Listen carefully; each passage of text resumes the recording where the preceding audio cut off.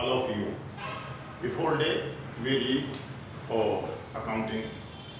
What is accounting and mean and so many other words we use in accounts. Now we read basic accounting concept, assumption and convention. Basic accounting concept का मतलब होता है संकल्पनाएं, विचारधाराएं, assumption मान्यताएं and convention यानी परंपराएं। कुछ संकल्पनाएं, कुछ विचारधाराएं, कुछ मान्यताएं जिनको मस्तिष्क में रखकर अकाउंटिंग यानी लेखा किया जाता है पुस्तकों में। यानी इन विचारधाराओं को, इन मान्यताओं को, इन परंपराओं को मद्देनजर रखने के बाद ही लेखा शास्त्र में प्रत्येक ट्रांजैक्शन का लेखा किया जाता है। इन विचार मान्यताओं में कुछ महत्वपूर्ण हैं, उनके बारे में अपन चर्चा करेंगे। सबसे पहले बिजनेस एंटाइटी कॉन्सेप्ट यानी पृथक अस्तित्व संकल्पना। यहाँ पर व्यापारी अलग है, व्यापार अलग है, ये मान के चला जाता है, दोनों एक नहीं है।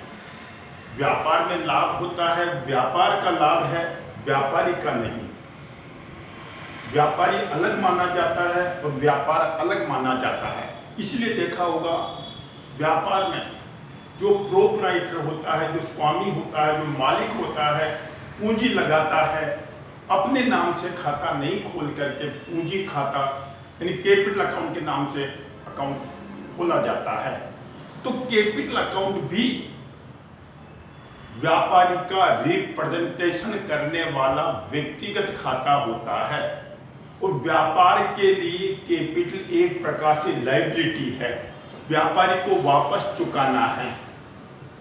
क्यों? तो दोनों अलग अलग माने जाते हैं, व्यापारी अलग होता है और व्यापार अलग होता है। इस मान्यता के अनुसार, इस संकल्पना के अनुसार पृथक अस्तित्व, दोनों का अस्तित्व अलग अलग होता है।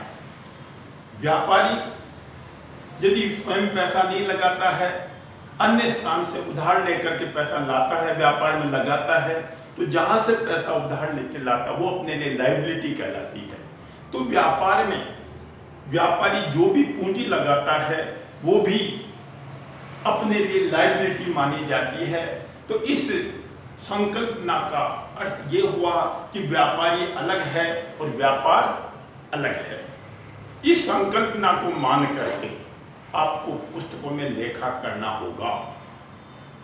दूसरी आती इसी के अंदर, अपने पढ़ा था पिछले अपने परिभाषा के अंदर, अर्थ में देखा भी था अपन ने, मनी मेजरमेंट कॉन्सेप्ट यानी मुद्रा मापन संकल्पना। बही खाता में, अकाउंटेंसी में हम उन्हीं ट्रांजैक्शंस का लेखा करते हैं जिसका मुद्रा में मापन संभव होता है। अपने टेबल खरीदी, अब टेबल का मूल्य जब तक पता नहीं होगा टेबल का लेखा पुस्तकों में अपन नहीं कर पाएंगे। अपन ने भवन खरीदा, बिल्डिंग परचेज की अपन ने, अब बिल्डिंग कितने की है, जब तक उसका अमाउंट अपने को ध्यान में नहीं होगा उसका लेखा अपन पुस्तकों में नहीं कर पाएंगे। यानी किसी भी चीज का लेखा तभी संभव होगा जबकि उसका मुद्रा में मापन संभव हो सके।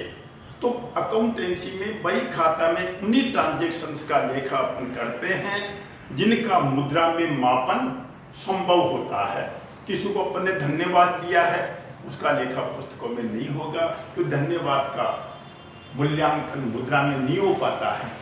इस वजह से जब तक कोई कहता साहब मेरे 5 बीघा जमीन है, मेरी इतना फर्नीचर है, इतनी बिल्डिंग है, बिल्डिंग में 50 कमरे हैं, अरे भाई 50 कमरों का मतलब नहीं होता, कितनी पूरी वैल्यू कितनी है बिल्डिंग की है बताइए आप, तब जाकर के उसको मूल्यांकन पर कर पाते हैं। इसलिए बही खाता में, अकाउंटेंसी में उन्हीं व्यवहारों का लेखा होता है जिसका मनी मैनेजमेंट कंसेप्ट यानी मुद्रा में मापन हो सकता है। एक आता है गोइंग कंसर्न कॉन्सेप्ट यानी सतत व्यापार संकल्पना। व्यापारी ये मान के चलता है कि व्यापार लंबे समय तक चलता रहेगा। इसी मान्यता को मान करके व्यापारी व्यापार करता है।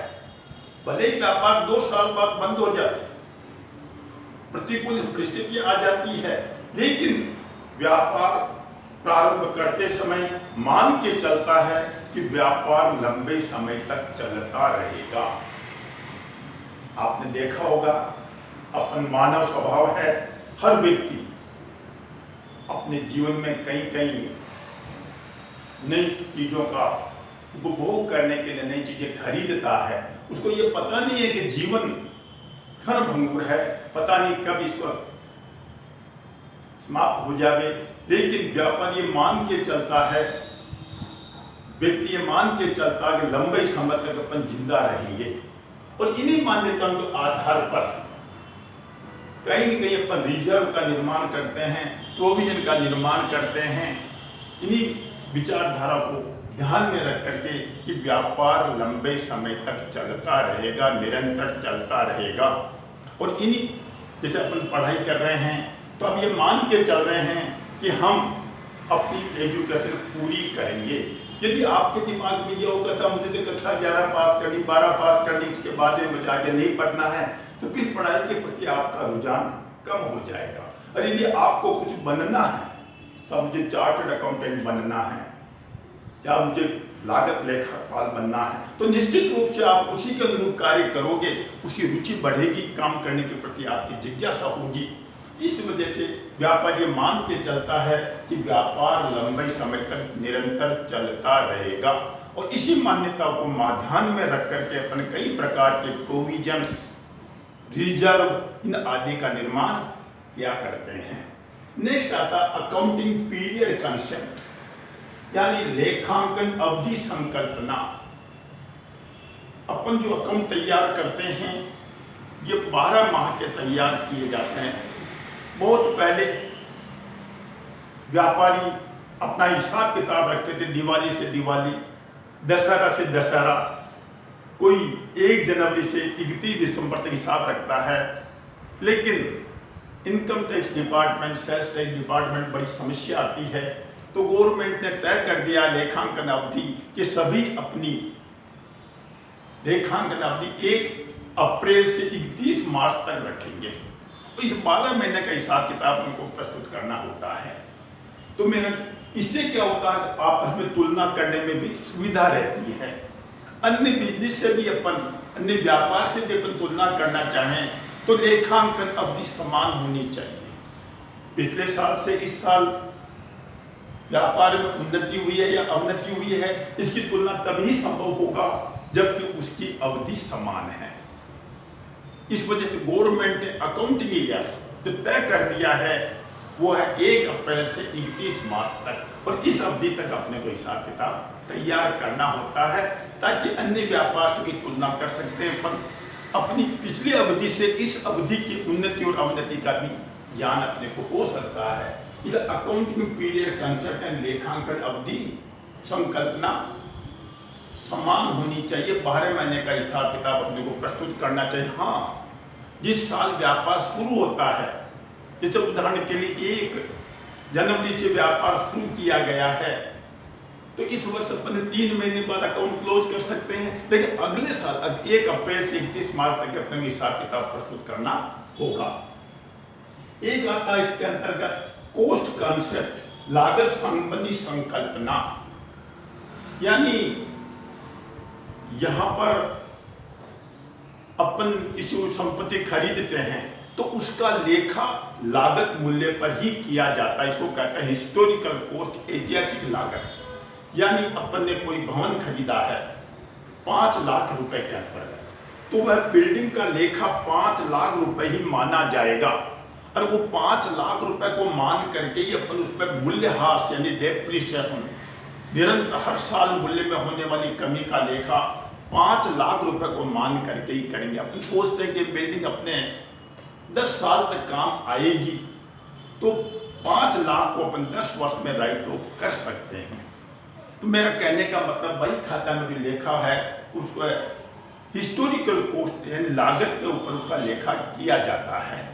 लागत यदि अपन लागत पे नहीं करें और हर साल उसका कितना मूल्य अपने को मिल सकता है रियलाइजेबल वैल्यू पे करें, दिक्कत आ जाए। क्यों? मार्केट वैल्यू परिवर्तित होती रहती है, कॉस्ट में कोई परिवर्तन नहीं होता है। अतः बही खाता में लेखा अपन लागत मूल्य पर ही करते हैं स्थायी संपत्तियों का, और उसी के ऊपर अपन अपना डेप्रिसिएशन चार्ज करते हैं। ये नेक्स्ट में अपन देखेंगे, तो ध्यान देने बात। एक होती टूल आस्पेक्ट कॉन्सेप्ट, यानी द्विपक्षीय संकल्पना। अपने देखा था बही खाता में प्रत्येक व्यवहार के, प्रत्येक ट्रांजैक्शन के, प्रत्येक लेन देन से दो खाते प्रभावित होते हैं। एक खाता जितनी राशि से डेबिट किया जाता है उतनी राशि से दूसरा खाता क्रेडिट किया जाएगा, या यूं कह दूं कि जितनी राशि अपन एक खाते के डेबिट पक्ष में लिखते हैं उतनी राशि दूसरे खाते के क्रेडिट पक्ष में लिखी जाएगी। इसको अपन कहते हैं द्विपक्षीय संकल्पना, यानी दोनों पक्षों में डेबिट और क्रेडिट पक्ष में समान राशि आती। और यही मान करके मैंने एक आपको बताया था accounting equation, assets is equal to liability plus capital. जितनी राशि असेट्स में लिखी जाती है उतनी ही कैपिटल लायबिलिटी पक्ष में लिखी जाती है। मैं इसको कहते हैं द्विपक्षीय संकल्पना। Convention of full disclosure. दोस्तों, अकाउंटेंसी में सूचनाओं का पूर्ण प्रकटीकरण होना चाहिए, क्योंकि इनका उपयोग केवल व्यापारी ही नहीं करता है। व्यापारी के अलावा बहुत से व्यक्तियों को उसमें रुचि होती है। इस वजह से इनमें जो भी सूचनाओं का प्रकटीकरण पूर्ण होना चाहिए, कोई बात छिपानी नहीं चाहिए। अकाउंटेंसी का यह सूत्र है, ताकि हर एक व्यक्ति उसका उपयोग अपने ढंग से कर सके। पूर्ण ईमानदारी के साथ सूचनाओं का प्रकटीकरण होना चाहिए। द्विअर्थी प्रयोग यहाँ नहीं होना चाहिए कि जिसके दो अर्थ निकलते हो, ऐसा नहीं होना चाहिए। जो भी स्पष्ट रूप से प्रस्तुत करनी सूचनाएं स्पष्ट देनी चाहिए, क्योंकि इसका उपयोग करने वाले व्यक्ति डेटर्स हो सकते हैं, क्रेडिटर्स हो सकते हैं, इन्वेस्टर हो सकते हैं, बैंक हो सकते हैं, कर्मचारी हो सकते हैं, मैनेजमेंट हो सकते हैं। इसलिए सूचनाओं का प्रकटीकरण पूर्ण स्पष्ट होना चाहिए, जिसके द्विअर्थ दो अर्थ नहीं निकले। इसलिए अकाउंटेंट जो भी सूचनाएं तैयार करता है उनके बारे में पूर्ण प्रकटीकरण होना चाहिए, और जहां पर कोई भी अर्थ निकलता है उसको नीचे नोट के रूप में स्पष्ट कर देना चाहिए। इसका भाव यह है, इसका अर्थ यह है, ताकि व्यक्ति उसका कोई गलत अर्थ नहीं निकाले। एक आता है कन्वेंशन ऑफ कंजर्वेटिव, यानी रूढ़िवादिता की संकल्पना। रूढ़िवादिताएं, परंपराएं ये वर्षों से चली आ रही है, इनको ध्यान में रख करके ही व्यापारी अकाउंट में लेखा करता है। यानी वर्ष के अंत में व्यापारी जब अपने अंतिम खाते तैयार करता है, और अंतिम खाते में आता है आपके व्यापार खाता, लाभ हानि खाता, चिट्ठा। तो ये तैयार करते समय जब अपन अंतिम खाते बनाते हैं तो अंतिम स्टॉक का मूल्यांकन अपन करते हैं। लागत मूल्य या बाजार मूल्य जो भी दोनों में से कम होता है, तो हर वर्ष प्रति वर्ष स्टॉक का मूल्यांकन एक ही विधि से करना चाहिए। यदि प्रथम वर्ष में आपने लागत मूल्य से लेखांकन किया है तो आगामी वर्ष में भी आपको उसी लागत मूल्य पर लेखांकन करना चाहिए। यदि किसी वर्ष आपने स्टॉक का मूल्यांकन बाजार मूल्य पर किया है तो प्रति वर्ष बाजार मूल्य पर ही उसका मूल्यांकन करना चाहिए, जो भी परंपरा बनी हुई है। अभी आप ये कह सकते हैं साहब ऐसा क्यों होता है? क्योंकि स्टॉक का मूल्यांकन अपन लागत मूल्य या बाजार मूल्य जो भी दोनों में से कम होता है उस पर करते हैं। इसलिए किया जाता दोस्तों, स्टॉक का यदि मूल्य बढ़ा देंगे तो व्यापारी को लाभ बढ़ जाएगा। यदि स्टॉक का मूल्य अपन कम कर देंगे तो लाभ कम हो जाएगा। कई बार अकाउंटेंट व्यापारी से पूछते साहब इस साल कितना लाभ बताना है, फिर लाभ बताना ये तो भाई जो वास्तविक लाभ वो बताइए ना। तो वो कहते हैं साहब स्टॉक का मूल्यांकन अपन बढ़ा देंगे तो लाभ बढ़ जाएगा, स्टॉक का मूल्यांकन कम कर देंगे तो लाभ कम हो जाएगा। तो ये परंपरा अच्छी नहीं है। जो भी परंपरा चल रही है कि स्टॉक का मूल्यांकन लागत मूल्य या बाजार मूल्य, जो भी दोनों में से कम ऊपर करना चाहिए, तो प्रतिवर्ष उसी विधि को अपने को अपनाना चाहिए। एक आता है कन्वेंशन ऑफ मेटेरियलिटी, यानी महत्वपूर्णता संबंधी संकल्पना। यानी कहने का मेरा मतलब है कि महत्वपूर्ण मदों का लेखा करते समय ध्यान रखना चाहिए। कई बार अपन कोई कंज्यूमेबल आर्टिकल खरीदते हैं, उपभोग योग्य सामग्री खरीदते हैं, उनका लेखा अपन प्रॉफिट एंड लॉस अकाउंट में ले जाते हैं, स्थायी संपत्तियों को लेखांकन बैलेंस शीट में करते हैं। लेकिन जैसे उदाहरण के लिए अपन ने एक टोकरी खरीदी है, बास्केट खरीदी है, उसकी वैल्यू 50 रुपये 100 रुपये है। हालांकि वह बास्केट अपने को 5 साल तक काम आएगी, तो लेकिन उसकी वैल्यू कम है, 50 रुपये है या 100 रुपये है, तो उसकी वैल्यू कम होने से उसको स्थायी संपत्ति न मान करके, सामान्य खर्चा मान करके उसका लेखा कर देना चाहिए, क्योंकि वो महत्वपूर्ण नहीं है, सामान्य मद है। तो सामान्य 100 रुपये की चीज को अपन एज ए असेट मान करके उसको ट्रीट करेंगे तो अपने को लेखा करने में बड़ी दिक्कतें आएगी। तो मेरा कहने का मतलब है कि छोटी मोटी जो मदें होती है उनका लेखा करते समय थोड़ा सावधानी अपने को बरतनी होती है।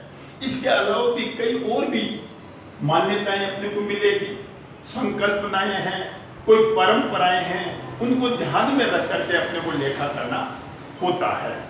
और भी इसके अलावा कई मान्यताएं अपने को मिलेगी, धीरे धीरे उनके बारे में अपन चर्चा करेंगे। एक बार इनको वापस देख लीजिए आप। पृथक अस्तित्व संकल्पना यानी व्यापारी और व्यापार दोनों अलग अलग माने जाते हैं, और तभी व्यापारी व्यापार में होने वाले लाभ या हानि की जानकारी आसानी से कर सकता है। घर पे जो माल ले जाता है उसको आहरण खाते में लिखता है, व्यापार में पूंजी लगाता है, अतिरिक्त पूंजी लगाता है, तो अपना जो खाता है पूंजी खाता, उसके अंदर उसको क्रेडिट किया जाता है। मुद्रा मापन जैसा बताया कि बही खाता है, उन्हीं व्यवहारों का लेखा करते हैं जिसका मुद्रा में माप संभव है। सतत व्यापार निरंतर चलता रहेगा, ये मान करके अपने को व्यापारी लेखा पुस्तकों में लेखा करता है। लेखांकन अवधि की समानता होनी चाहिए, प्रतिवर्ष एक ही अवधि होनी चाहिए ताकि तुलना करने में भी आसानी रहती है। लागत संबंधी अकाउंटेंसी में लेखा करते समय स्थायी संपत्तियों का मूल्यांकन लेखांकन लागत मूल्य पर किया जाता है, और उस पर होने वाले प्रतिवर्ष मूल्यह्रास लागत मूल्य पर ही चार्ज किया जाता है। द्विपक्षीय संकल्पना, हर ट्रांजैक्शन में, हर लेन देन में न्यूनतम 2 खाते प्रभावित होते हैं। ज्यादा भी हो सकते हैं, 3 भी हो सकते हैं, 4 भी हो सकते हैं, लेकिन जितनी राशि डेबिट पक्ष में लिखी जाती है उतनी राशि क्रेडिट पक्ष में अन्य खातों में लिखी जाएगी। इसको कहते हैं द्विपक्षीय संकल्पना।